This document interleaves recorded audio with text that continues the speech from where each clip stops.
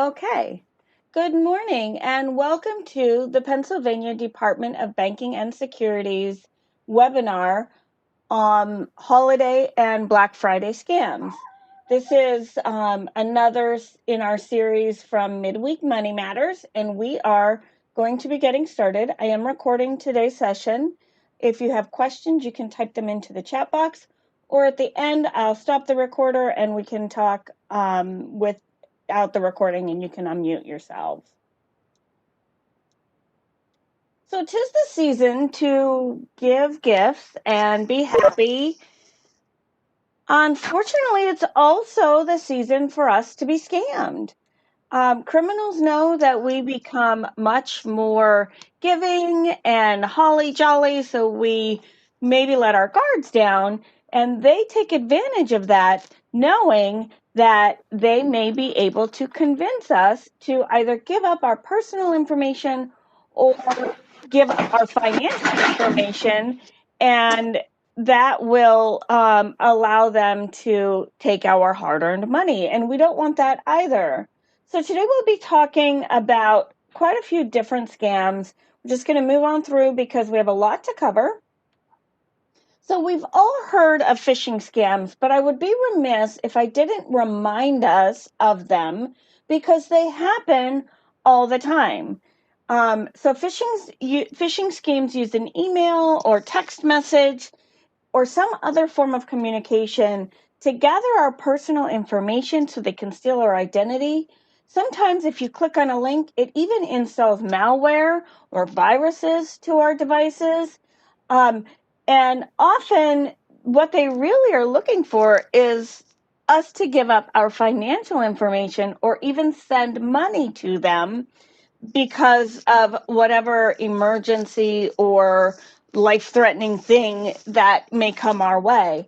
And it's funny because as I was going through today's session yesterday, I got an email from someone that I had worked with professionally back in 2017, and I haven't heard from that person, but it's not uncommon for me to have old contacts get back in touch when they want to reschedule events.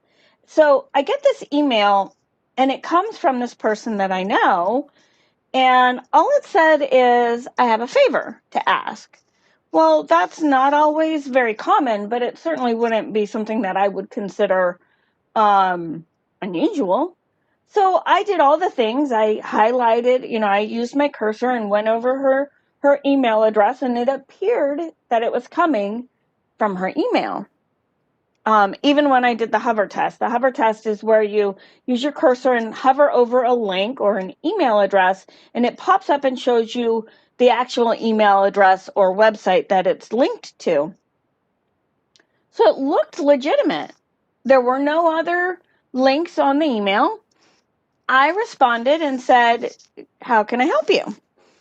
And within minutes, literally, I get this email that says, I'm trying to buy a Sephora gift card for my daughter-in-law, and I'm having problems with Amazon. And I was like, ding, ding, ding, ding, ding. I did all the things I should have done. Yet, I still responded. So I immediately deleted the email, and I'm not thinking anything else about it because I didn't click on links. But I just found it fascinating that while I was reviewing for this, lo and behold, there it was. And I tend to be super neurotic about those types of things. So my point in that is that I think we just need to all be aware that these things do happen, and we need to know what to do when they come through.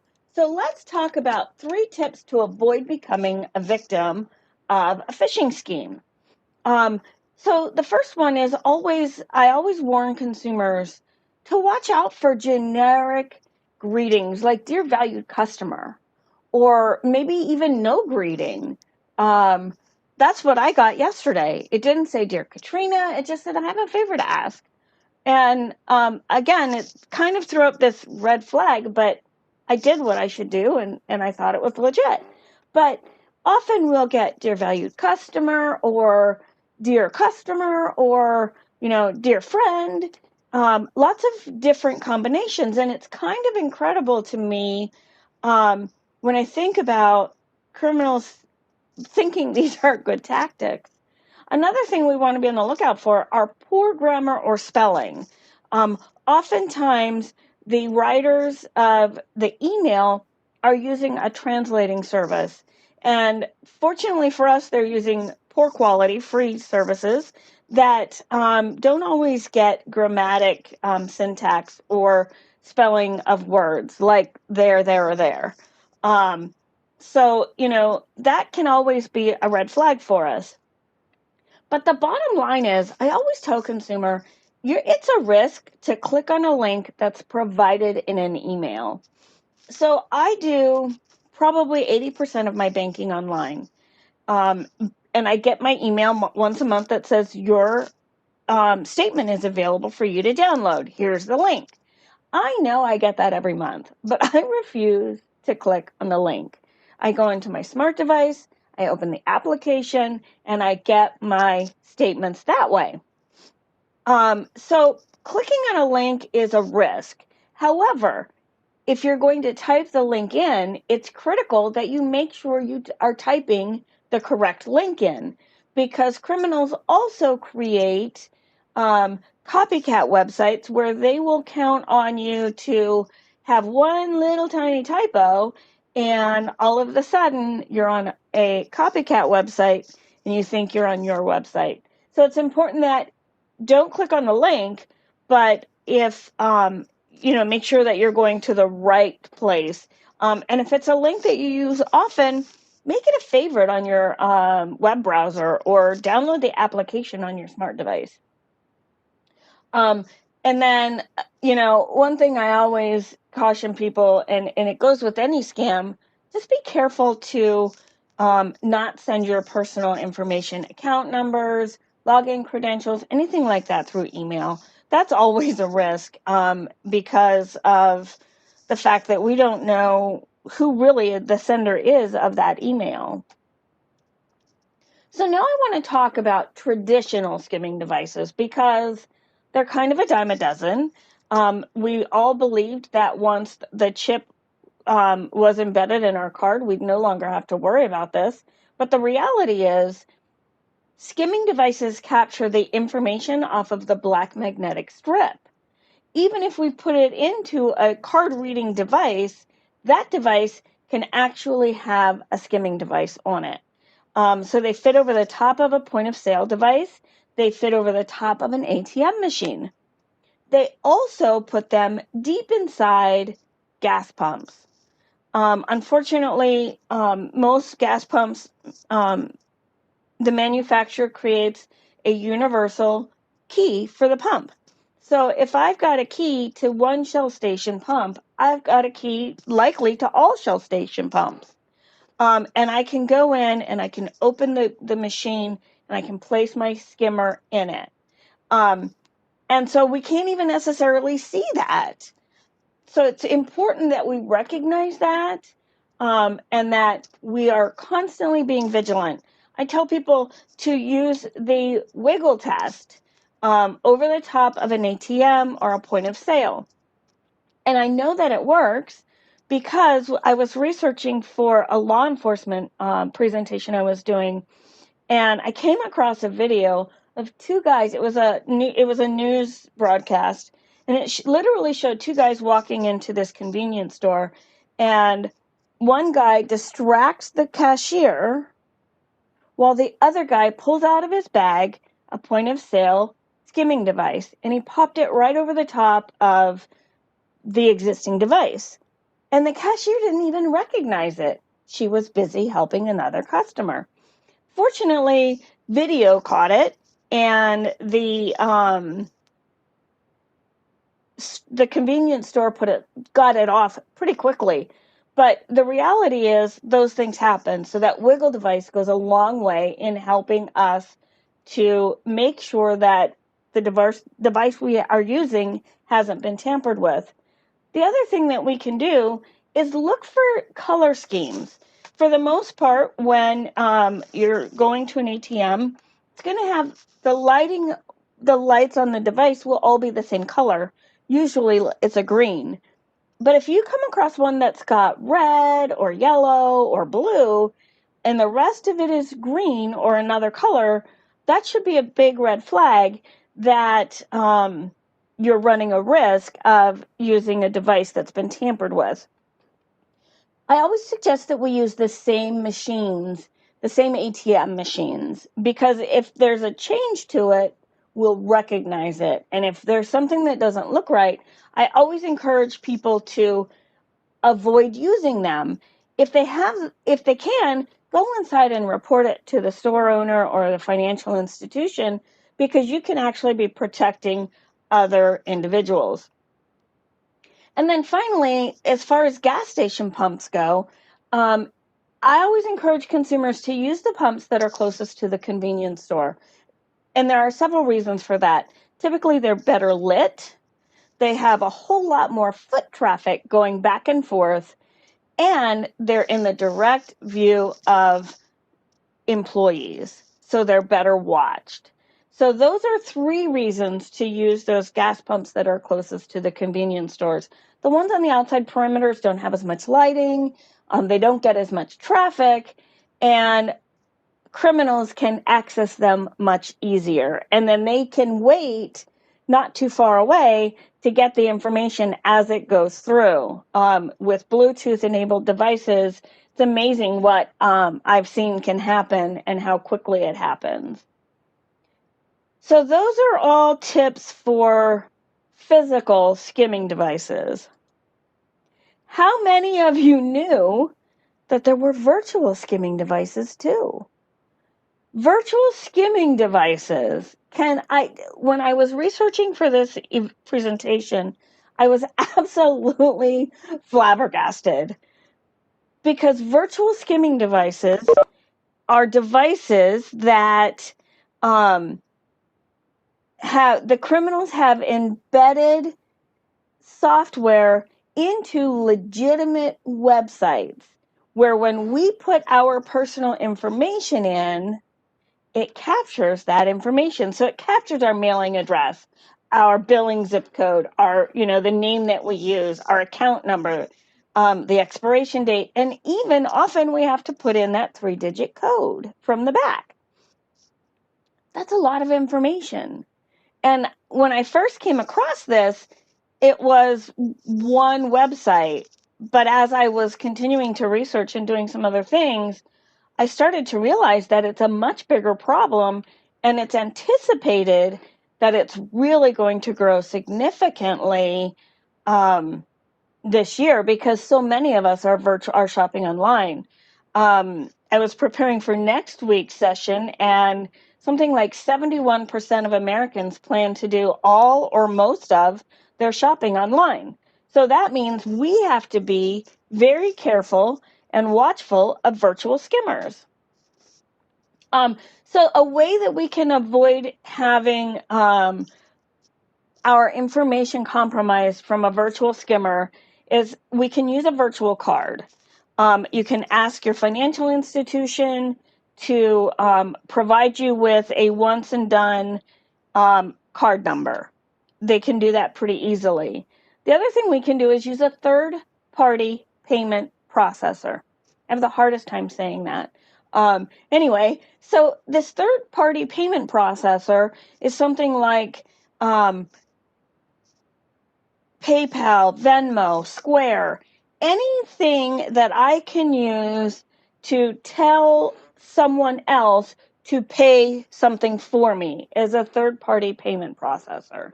So that way, I'm not risking putting my personal information into a website that may have a skimming device encrypted into it. I also think it's really important that we keep our devices up to date. By not updating our computers, our web browsers, our handheld devices, our virus protection, if we don't keep all of that up to date, we are more likely to end up missing something. Those programs that I mentioned all look for things that aren't right. being able to spot that is critical. So it's important that we keep those things updated.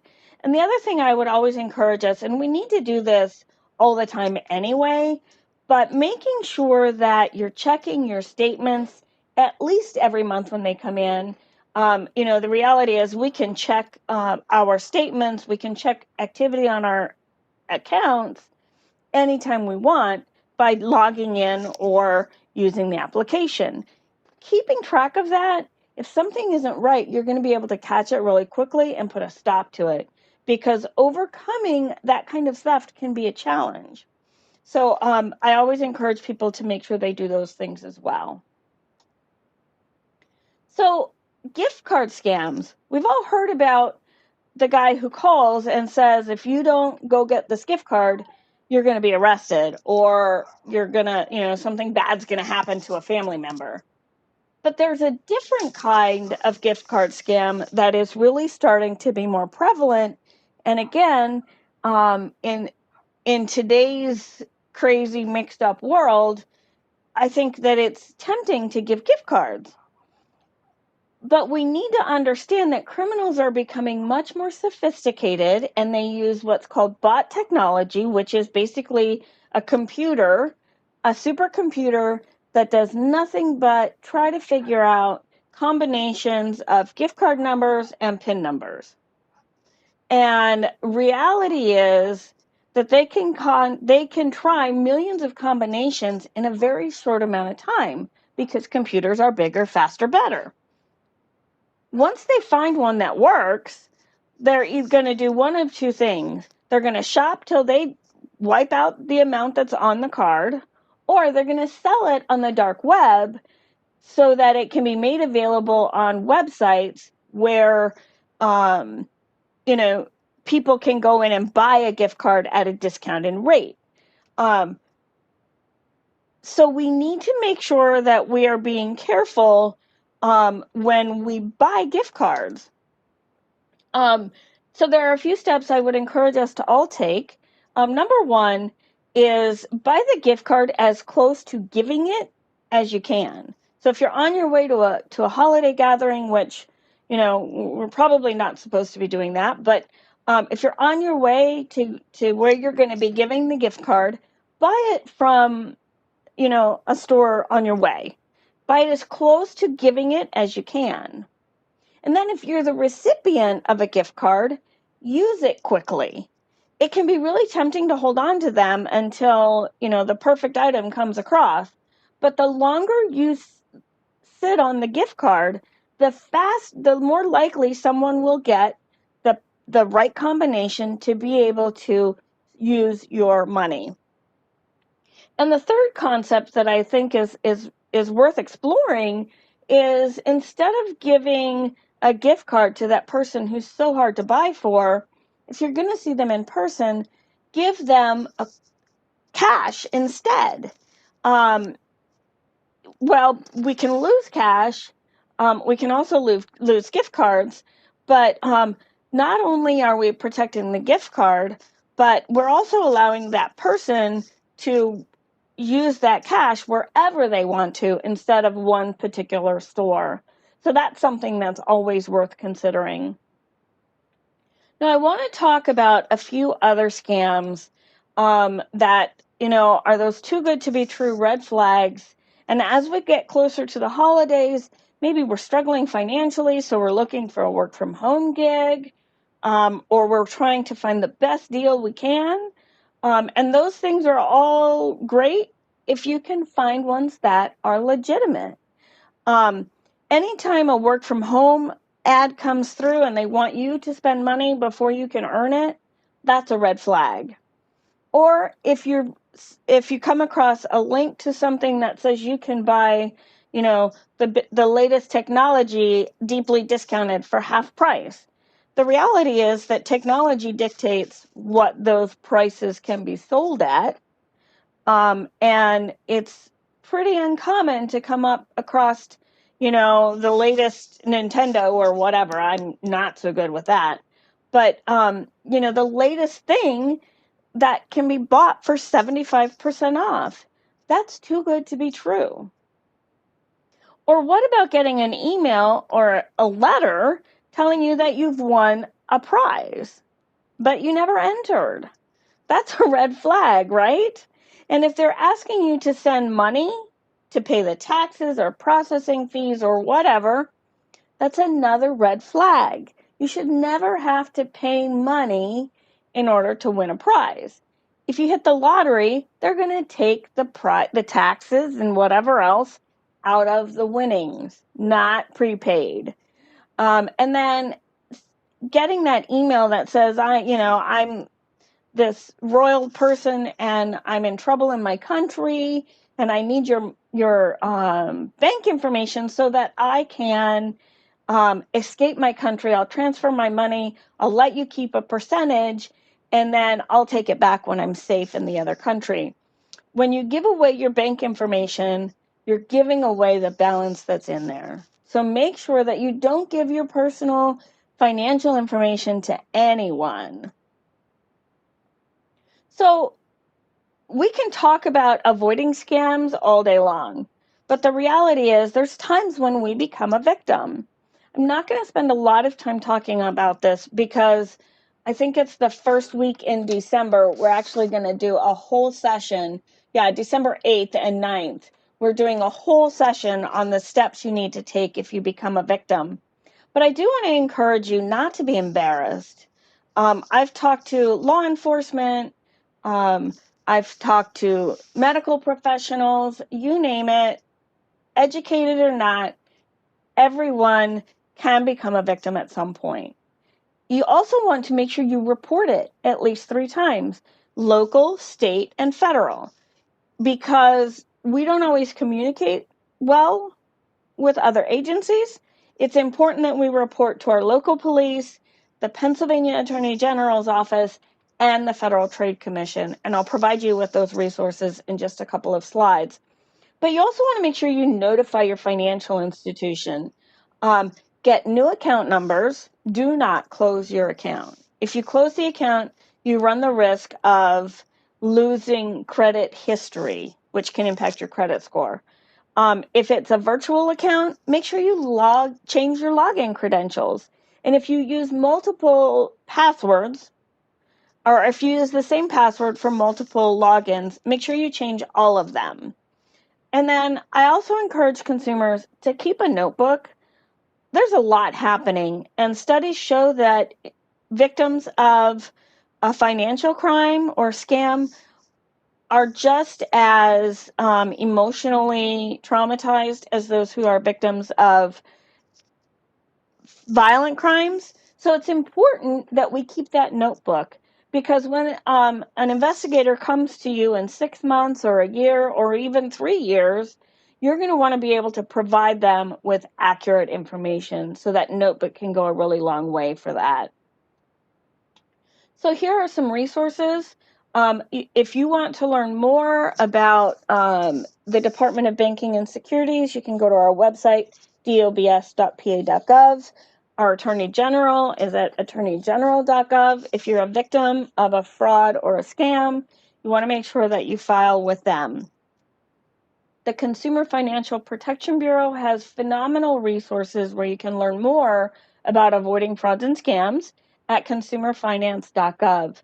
They also have jurisdiction over most of the financial world within the United States. At that federal level, you can file a complaint with them. And then the Federal Trade Commission is that third entity that I suggested you report any frauds or scams to, ftc.gov. And they have an online chat feature that's phenomenal with helping consumers to find the information that they need. So I would encourage you to utilize that. I could talk until I'm blue in the face, but the reality is I have 30 minutes for Midweek Money Matters. So I always like to provide other resources. Consumer.ftc.gov has great information about frauds and scams. You can sign up for the Fraud Watch Network at aarp.org. Again, you can register. They will send you emails about new frauds and scams that are happening in your area. And then The Attorney General also has some great resources, attorneygeneral.gov/scams. As always, I have to provide the commercial for our Consumer Services Office. Our staff are available Monday through Friday during regular business hours. They are closed Thursday and Friday this week, but you can call them with questions about scams or frauds or other financial transactions that you may have questions about. Their services are free, and so is the call. And what's really great is when you call 800 PA Banks, a real live person answers the phone. There's no one for this or two for that. Someone answers your call and will help you understand what's happening. If all of our staff are on calls, you can leave a message and they should return your call typically that business day, but within the next 24 hours is more like it. Oh, whoops. Well, that happened. There we go.